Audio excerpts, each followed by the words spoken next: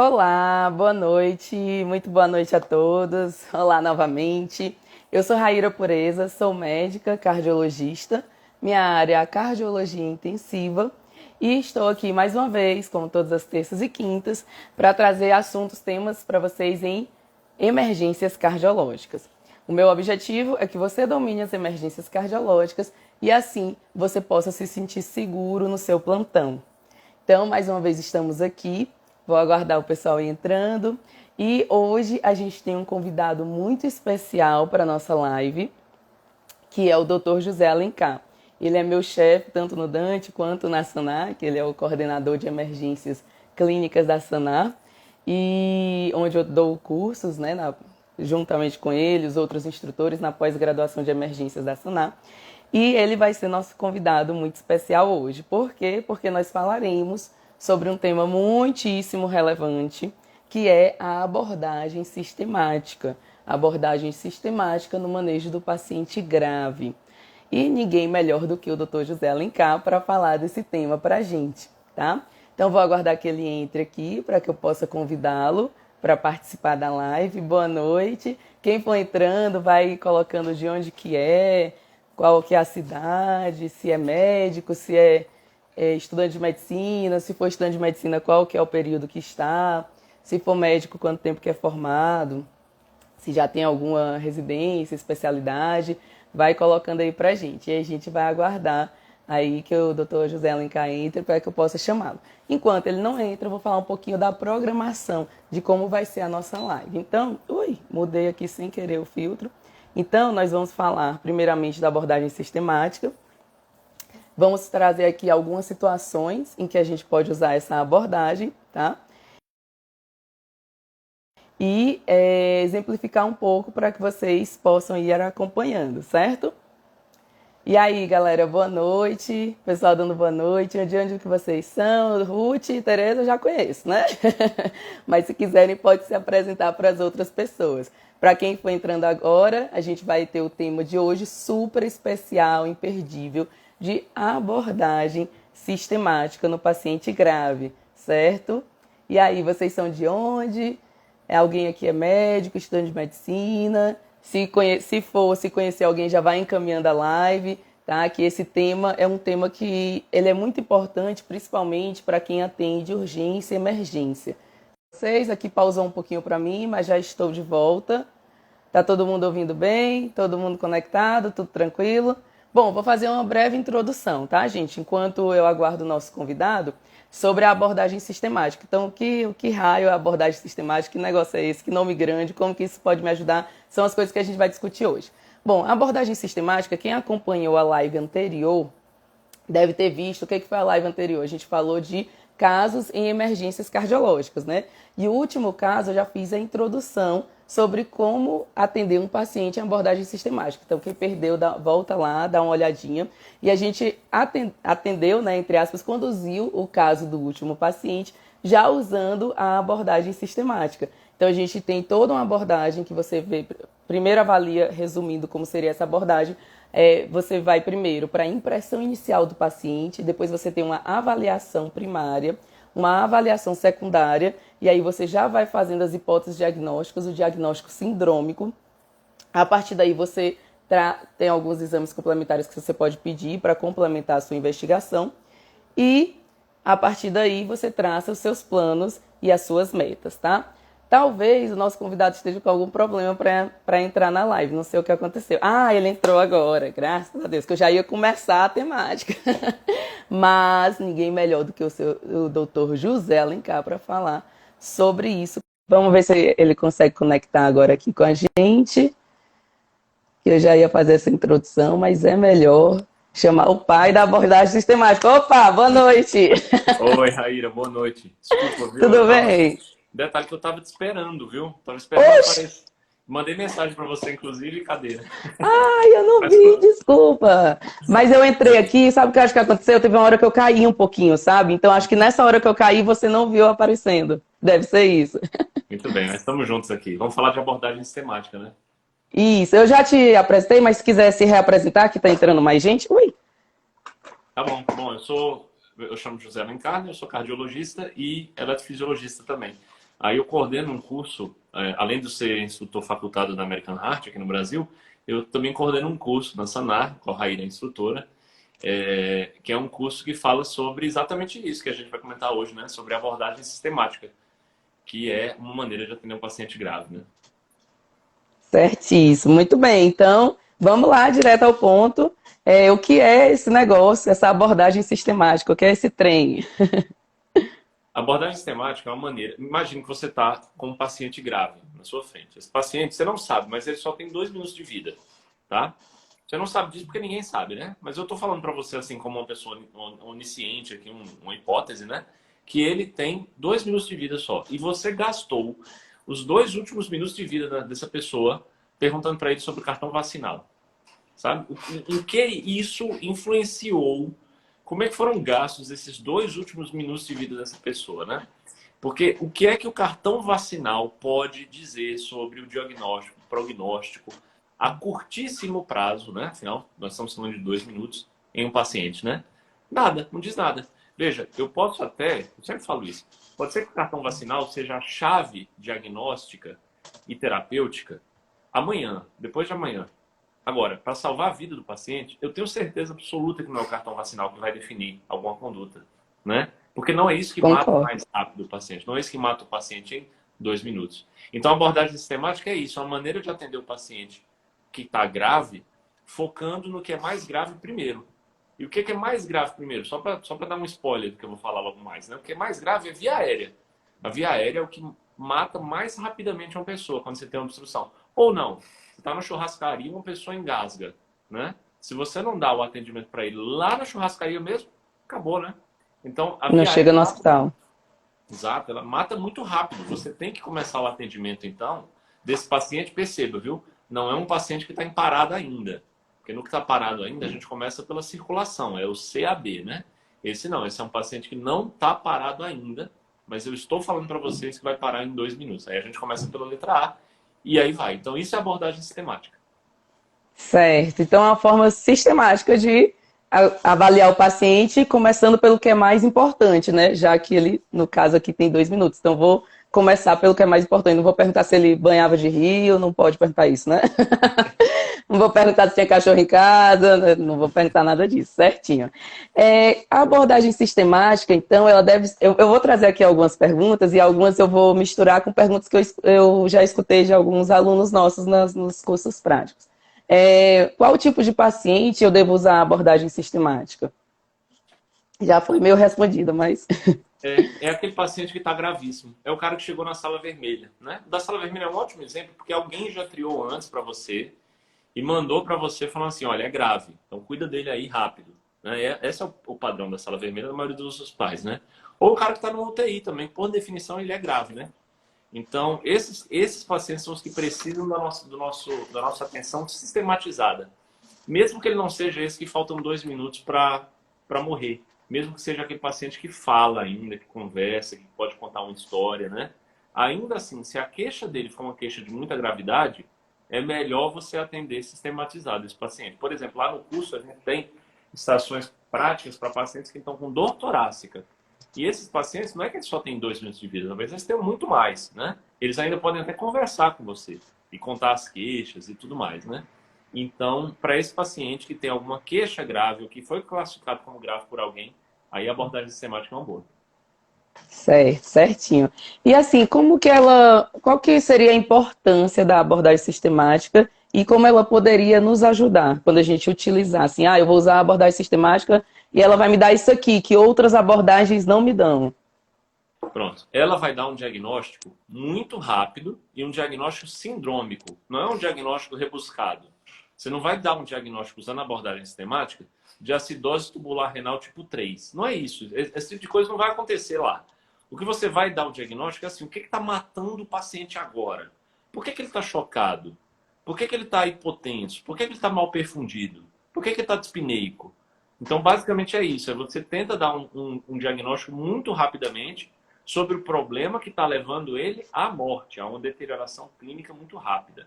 Esse é o grande papel da abordagem sistemática. Ela substitui, Raíra, a clássica anamnese que a gente aprende na semiologia, a anamnese do exame físico, né? Não que substitui, que você vai ter que sempre usar abordagem sistemática. Eu não uso abordagem sistemática no consultório, porque não há necessidade. Se o paciente veio até o consultório, ele não está grave, né? Na maioria dos casos.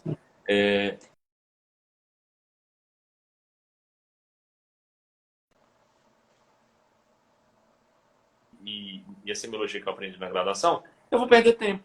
Eu vou ficar perguntando sobre o passado dele, e vai, depois o exame de sintomas, né, de cada, como é que chama? De cada órgão, de Cada cada sistema, né? Uhum. sistemas. E aí vou perdendo tempo. Então, no paciente que está muito grave, eu uso a abordagem sistemática e ela serve para exatamente focar num diagnóstico que é sindrômico. No outro dia, aí vai ver o clínico. Não que a gente não seja, nós somos clínicos também, né? Mas aqui a gente está sendo o clínico do pronto-socorro. Aí vai vir o Emergencista. clínico. Exato. Aí vai fazer toda a anamnese de semiologia que aprendeu na graduação. Aí sim, lindo, fantástico, boa sorte. Deu um excelente diagnóstico, estou torcendo por você. Mas esse paciente só está vivo agora porque eu usei a abordagem sistemática ontem. Sim. E a abordagem sistemática é difícil de aprender? Alguém que nunca ouviu falar, será que vai conseguir seguir os passos? Será que vai pegar isso rápido? Eu não acho que seja difícil, não. É assim, e a gente fala que ela é até...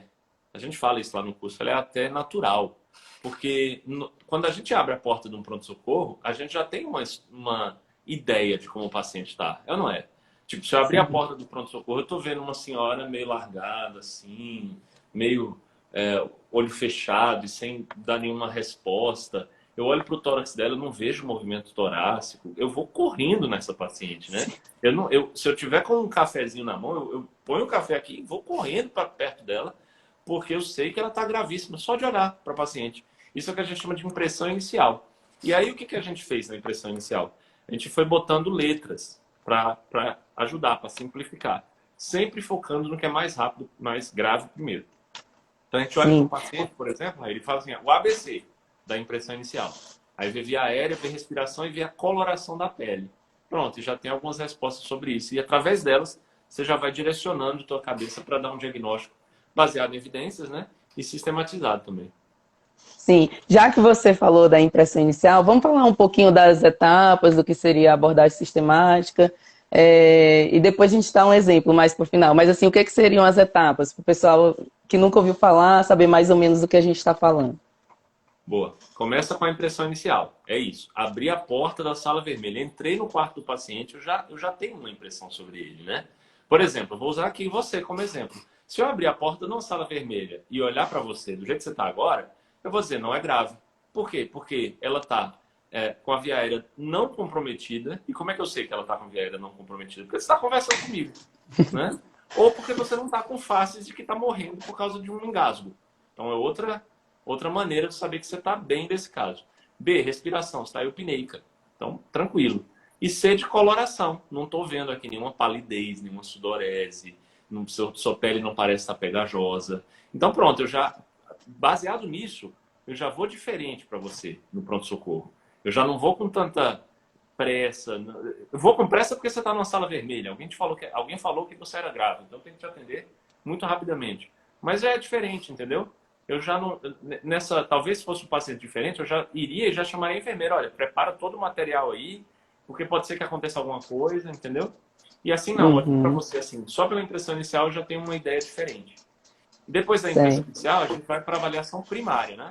Posso falar disso agora ou você vai comentar alguma coisa? Sim, eu já ia falar. Bom, e qual que é a diferença da impressão inicial para a avaliação primária, que é o próximo passo, né? Na avaliação primária, a gente fala lá no curso, né, Raíra, que a gente entrega uns poderes para o médico. Que poderes são esses? O poder do toque, né, que a gente adora, que é um dos pilares da nossa profissão. A gente vai examinar o paciente lá, né?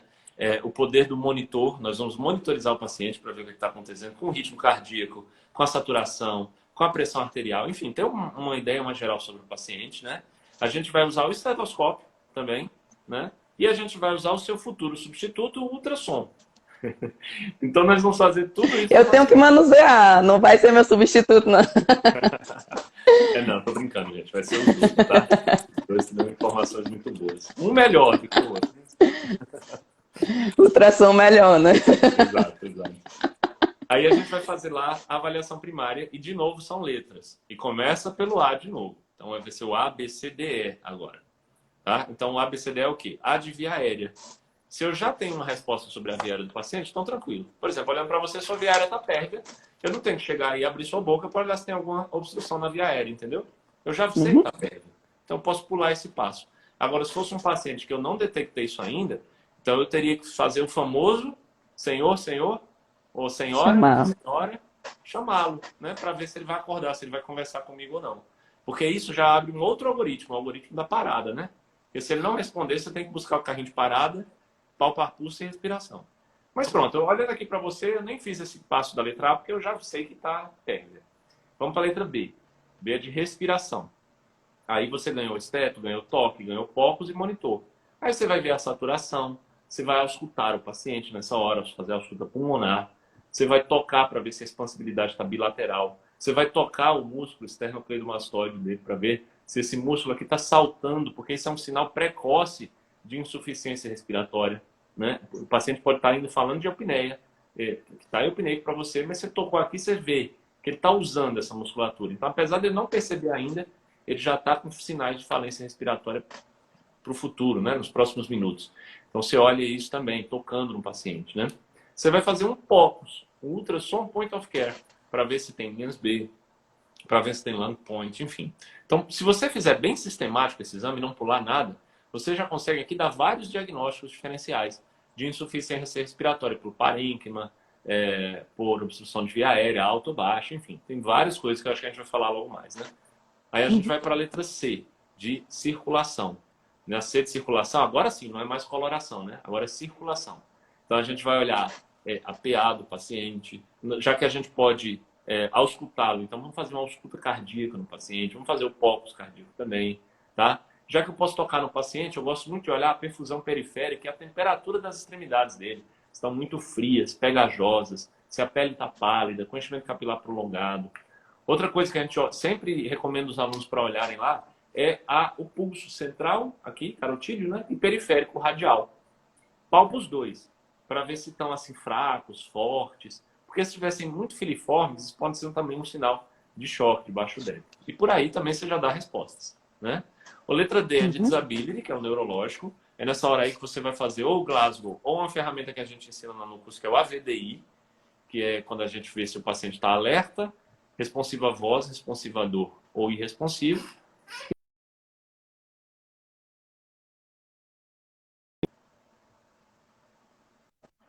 Verificar se ele tem alguma lesão que você não verificou numa primeira olhada. Ah, ele tem uma equimose aqui no abdômen. E essa equimose estava escondida pela blusa que ele veio vestido, né? Ou ele tem uma equimose nas coxas, na coxa direita, onde estavam tentando fazer um acesso venoso central.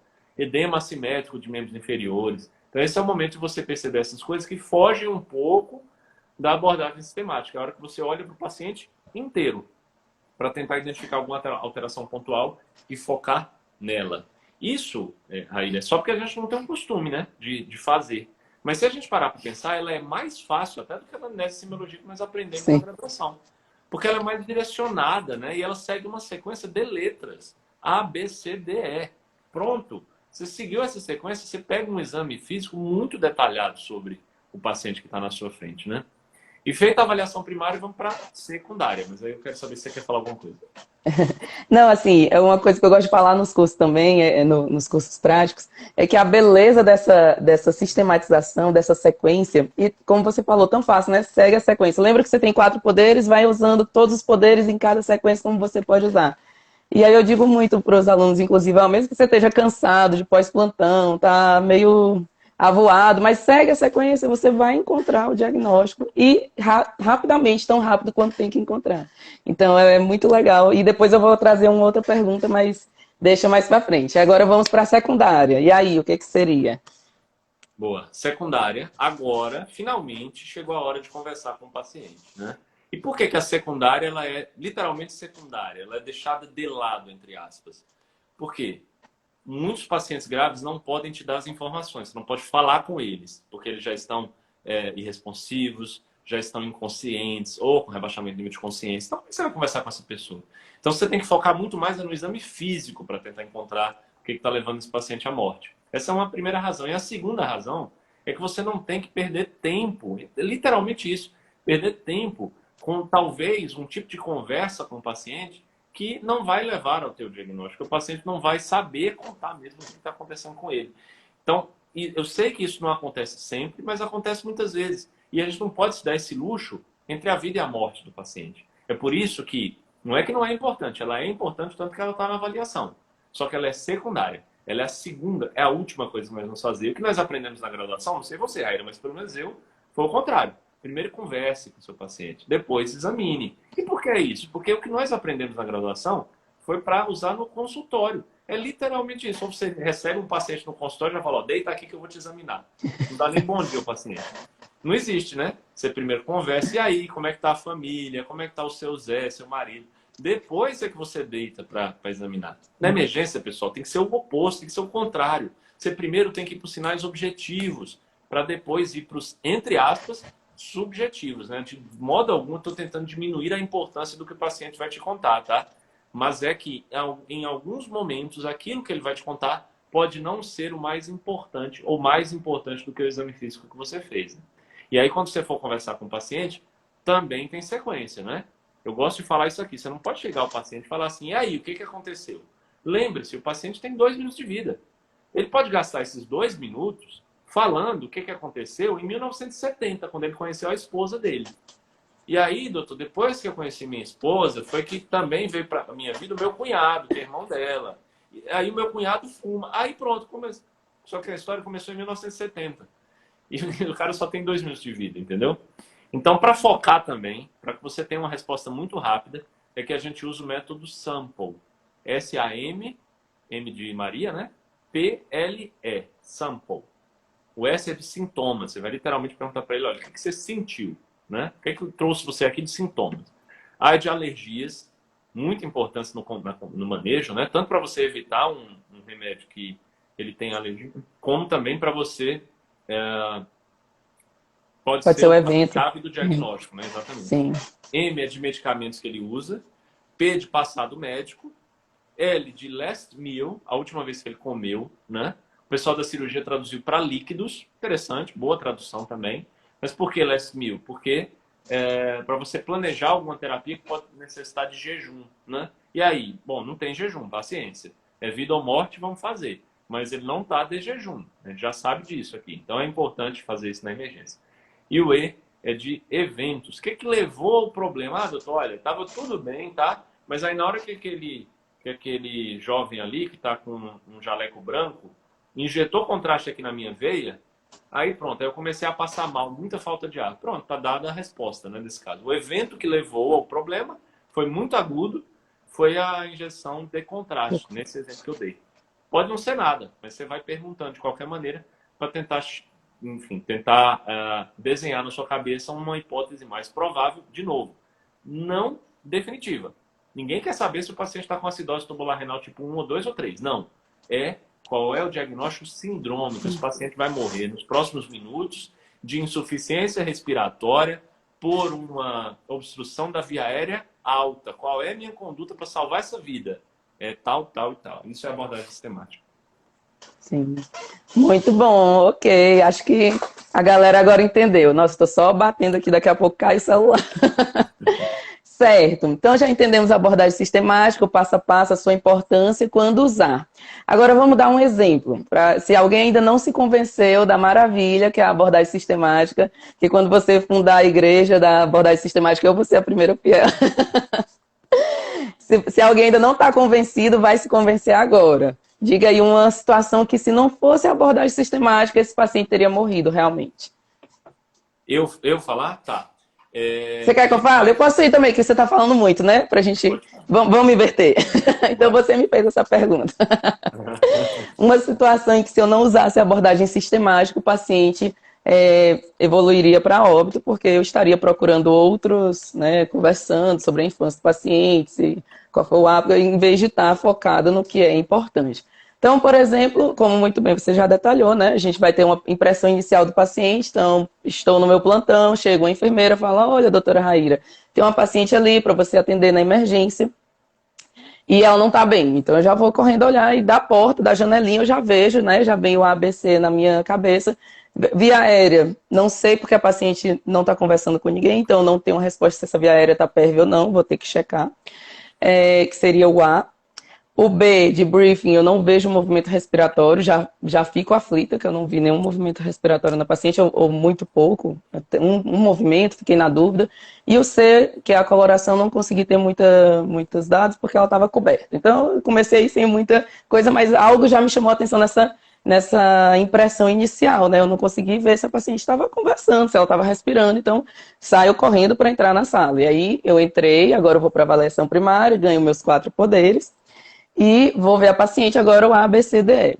No A, a paciente realmente não está responsiva. E aí aqui eu vou chamar a paciente, porque é uma paciente que não está conversando, que está largada, ela pode estar dormindo, mas ela pode estar parada, né? Então eu vou lá, chamo a paciente, ela faz algum grunhido, tá bem rebaixada, mas alguma coisa ela falou ali quando eu chamei. No A. Então a via aérea apareceu perto porque ela emitiu algum grunhido, algum som, não tinha sinais de taquipneia, insuficiência respiratória, que eu vou ver no B, mas algum grunhido ela fez, talvez esteja PRV, ainda está meio na dúvida.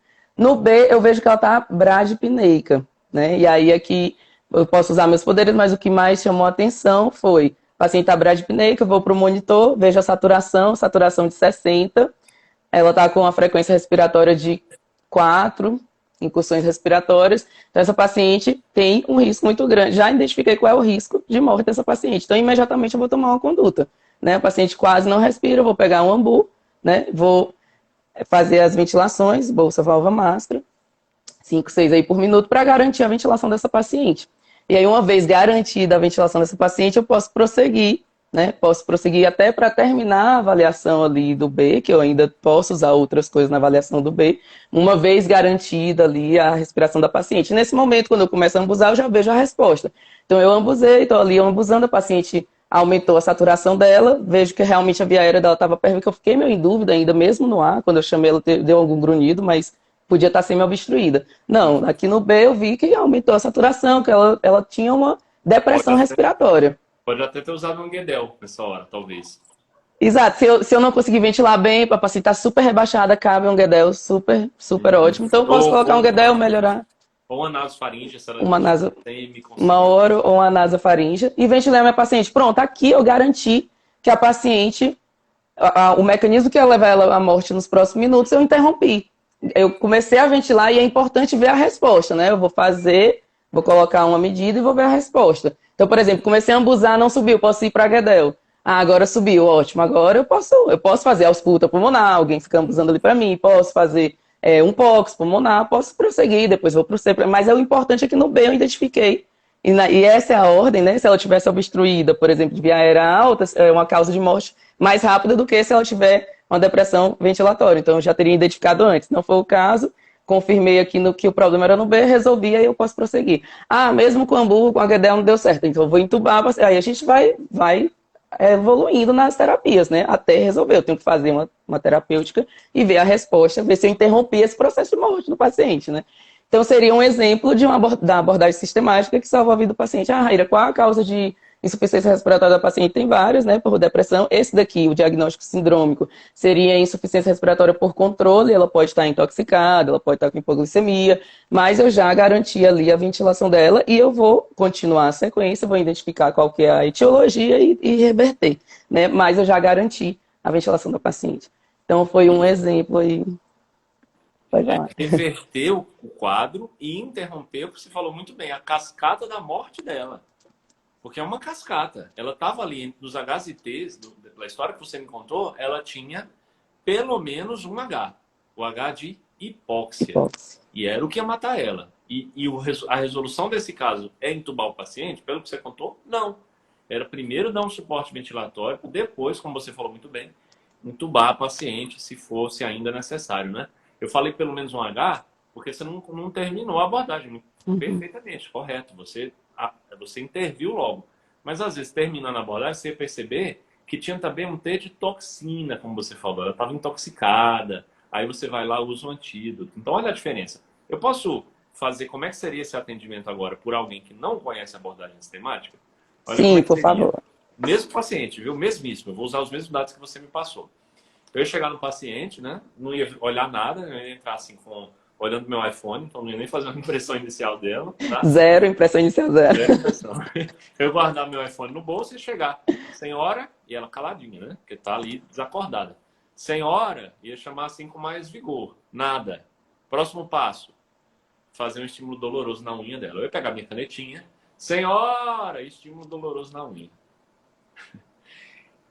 E assim, não tinha. Então tá em coma. Quanto é que tá o Glasgow dela? Ah, tá com Glasgow 5, sei lá. Muito bem, então, enfermeira, pega aí o material de intubação, por favor. Lá vai ela buscar o material de intubação. Bom, por que essa senhora está inconsciente, né? Vamos olhar para as pupilas dela.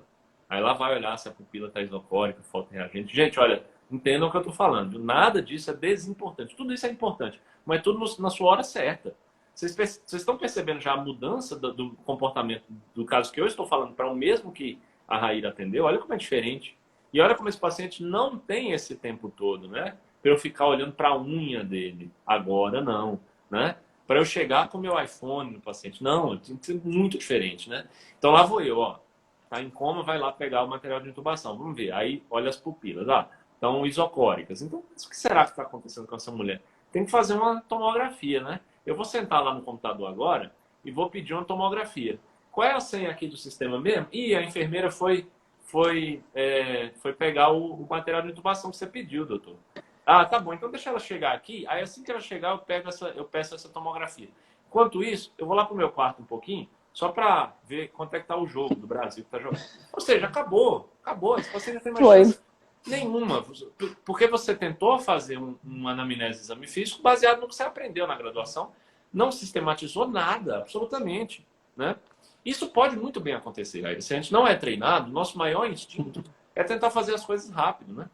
Só que você não pode fazer isso rápido. Você tem que sistematizar para encontrar brilhantemente o diagnóstico como você encontrou, para dar o tratamento dele, que eu costumo falar isso. Quando a gente passa um caso como esse lá nas práticas, nossa, eu falo assim, olha, esse foi o caso ao mesmo tempo mais simples e o mais difícil do dia inteiro. É o único caso, aliás, em que o paciente, até se o aluno não conseguiu, eu mato mesmo o manequim, né? O simulador lá que a gente usa. Eu evoluo a óbito mesmo, o manequim, que é para mostrar ali, olha, você não pode. Você tem que usar abordagem sistemática na tua atuação no pronto-socorro. Sim, exatamente. E eu sou apaixonada pela abordagem sistemática também. Suspeita para falar, mas realmente ela é maravilhosa. E uma outra pergunta, a pergunta que eu vejo muito no curso, às vezes quando a gente está começando a usar a abordagem sistemática, eles perguntam assim, mas eu tenho que ir até o final e depois fazer as coisas. Aí eu até trago para eles, não, você vai vendo a alteração, né, vai interpretando aquela alteração e já dando a conduta. Eu, por exemplo, esse caso, eu vi que ela está com a frequência respiratória, então eu cheguei, chamei, ela respondeu alguma coisa, se não respondesse, né, 100% em coma, eu ia ver se chamar o carrinho, ver se tem pulso, e é parada só respiratória, ou respondeu alguma coisa, vi que ela não está parada, na verdade, de alguma forma, né, por um ou por outro. E aí, vi que ela está saturando 60 com a frequência respiratória de 4. Tá bom, agora eu vou fazer ultrassom pulmonar, agora eu vou auscultar, agora eu vou para o C. Aí tá a hipotensão. Não, eu vi a alteração, eu vou corrigindo imediatamente, né? Então é uma coisa que eles perguntam às vezes quando está um pouquinho no começo da abordagem sistemática, mas quando a gente vai usando, que o legal das práticas é isso, né? Você vai mostrando um caso atrás do outro, eles já vão internalizando muito mais rápido do que se estivesse vendo mesmo na teoria e tudo, né? A prática já vai mostrando isso para eles. E outra questão, esses poderes é muito, muito legal, porque às vezes diagnósticos que a gente demoraria talvez um pouco mais para dar, já consegue ali tanto com esse raciocínio, né, sequencial e na ordem certinha, quanto com o uso de poucos, né, que ajuda muito. É um dos poderes que assim é surreal e realmente ajuda muito na emergência. Às vezes vem um diagnóstico que você não estava nem pensando muito, você rever ali e realmente chega de forma rápida ao diagnóstico, né? Tem diagnóstico, Raíra, você sabe muito bem, no pronto-socorro, que infelizmente, eu digo infelizmente porque o POCUS ainda não está plenamente disponível para todos. Mas existem alguns diagnósticos que só o POCUS pode trazer, né? Só o POCUS salvaria a vida desse paciente. Um exemplo é o tamponamento cardíaco, né? Porque muita gente fala que, não, mas tem tríade de Beck. Tríade de Beck é uma... Gente, por favor, né? Você, Se for você esperar a encontra, tríade de Beck para dar diagnóstico de tamponamento, vai dar na minoria. Muitos vão passar, né? você encontra tríade de Beck em qualquer paciente com choque cardiogênico. Absolutamente qualquer um. Porque o cara, como é cardiogênico, ele vai estar demasiado sistêmico, então a jugular vai estar túrgida, tá? O cara tem uma cardiopatia dilatada, a bulha já é mais abafada mesmo, né? E tem problemas valvares também. E pronto, e tá impotência porque tá chocado. Então, assim, sensibilidade e especificidade, sabe quando é que foi estudado, Raíra? A acurácia da tríade de Beck clínica? Nunca. Nunca. Nós não sabemos qual é a sensibilidade e a especificidade desse exame. Então, assim, na vida real mesmo é o POCUS que dá esse diagnóstico, tá? E aí, sem o POCUS, infelizmente, a gente não vai conseguir. É uma pena que seja assim, mas é a realidade. Agora, os outros, a gente pode, pela clínica, já ir pelo menos ali, ó, desconfiando, né? Para tentar dar esse diagnóstico sindrômico, como eu falei. E a gente fala de POCUS no curso, porque não é realidade hoje, mas vai ser, né? Eu me sinto como as primeiras pessoas que viram o esteto lá no século XIX. Ah, não, esse negócio aí não vai nem servir para nada, não, deixa quieto. Não, o POCUS ele vai ser mesmo o futuro, ele vai estar com a gente, não vai substituir o esteto, né? Eu falo isso brincando, mas ele vai estar com a gente muito em breve, com todos nós.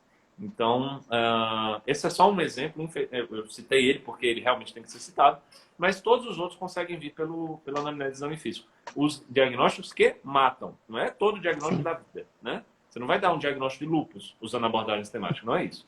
Mas você vai dar um diagnóstico que essa mulher lúpica está morrendo porque fez um derrame pericárdico e agora está tamponada.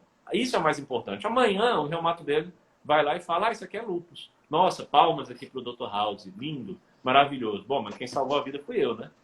Sim, exatamente. Exatamente. E deixa eu te perguntar, para aqueles que também se empolgaram com a abordagem sistemática como a gente, né? Tem algum lugar que dê para eles estudarem? É só no curso da Sanar? Como é que é? Não, se você procurar por Systematic Approach, você vai encontrar tanto material clínico como material cirúrgico também. O curso do ATLS é um curso que fala sobre abordagem sistemática, só que direcionado ao trauma, né? Nós hoje falamos aqui de casos clínicos, clínica médica mesmo, né? Não clínica traumatológica. Mas, enfim, é uma maneira de atender também. A American Heart, ela oferece 2 cursos sobre abordagem sistemática. São o ACLSEP, Experienced Provider, que é um curso que praticamente ainda existe no Brasil, tá? Porque ele nunca foi traduzido para português. A apostila tem 500 páginas. O curso já começa com a prova prática, de cara já, e se você não passar, você já está reprovado. Não tem nenhuma estação inicial. Então, isso amedronta um pouco as pessoas, é compreensível. O curso acabou não decolando aqui no Brasil, mas ele é oficial da American Heart e ele é um curso sobre abordagem sistemática. Mas, para quem não quer ter esse rolê todo, né, de correr o risco de perder um curso, porque ele já começa com a prova, pode fazer o PAUS. O PAUS é um curso sobre abordagem sistemática no bebê. É um ser humano, como qualquer outro, mas é um bebê. E aí, o É um legal... bicho diferente. Mas o legal é que você pode fazer a abordagem sistemática é a mesma, do bebê e a do adulto. Então, assim, não é porque você está aprendendo no bebê que você não vai fazer no adulto. A única diferença é que na hora de fazer o sample, você não vai perguntar para aquele ser humano qual foi o sintoma, ele vai chorar na sua cara. Aí você pergunta para a mãe. Mas no adulto, enfim, é a mesmíssima coisa. Certo. Então, eu acho que o melhor caminho para ver a abordagem sistemática no adulto é na Sanar mesmo, na pós-graduação e pronto, nas práticas. Ela tem que ter uma É, prática que é sobre abordagem sistemática, né? Ela nivela os alunos atendendo em parada cardiorrespiratória. Aí, depois que nivelou, aí a gente vai, bom, beleza, pessoal, agora a gente vai falar sobre abordagem sistemática, vamos resolver casos clínicos, né? Aí a gente resolve casos clínicos de choque circulatório, a pessoa está morrendo porque está chocada, de insuficiência respiratória, como o caso que você citou, e de dor torácica também, para dar o diagnóstico de oclusão coronária e tudo. Tá bem legal o curso. o curso é bem legal, não é porque eu sou instrutora, não, mas desde o primeiro dia, quando eu vi a estruturação do curso, eu pensei, nossa, muito completo, muito legal esse curso. Você está de parabéns. Bom, eu acho que era isso, o principal que eu queria falar sobre abordagem sistemática com você. Tem mais alguma consideração que você queria fazer? Não, eu não. Eu queria ver, estou curioso Acho para que foi saber se tem tudo. alguma dúvida, né, do pessoal. Então, acho que Ah, já deixa eu abrir aqui. Sim, ver se teve alguma caixinha. verdade. E, e pronto, se não tiver, é isso. Eu vou pedir desculpa de novo, né, pelo atraso. Eu estava te Não, esperando. desculpa, é que o meu, ele travou um pouco, eu acho que foi bem nessa hora. Eu não estou conseguindo colocar os comentários, não sei por quê. Pessoal, se vocês tiverem alguma Oh. dúvida, manda a caixinha, então, que acho que a caixinha dá para ver fácil aí. Tem um aqui, deixa eu ver. A sistematização do atendimento ensinada pelo atendimento José Alencar é maravilhosa. Eu sou obrigada a concordar, né? Gente, mandem na caixinha porque eu tô tentando colocar o turn on, mas não tá indo de jeito nenhum. Se tiver mais alguma, coloquem aí na caixinha. Pronto. E E nós estamos com as redes abertas, né, o tempo todo. Então, sim, quem quiser falar com a gente está por lá o tempo todo, né? E pode conhecer a gente pessoalmente, né? Tanto lá na Sanar como no Dante Pazanese, né? exatamente. Bom, então, acho que é isso. Muito obrigada. Muito obrigada pela presença de todos. Obrigada pela presença do Dr. José Alencar, meu chefe na Sanar, no Dante. E obrigada por vir falar de abordagem sistemática, que é um tema tão importante, né? Que eu acho que todo mundo deveria conhecer, pelo menos todo mundo que.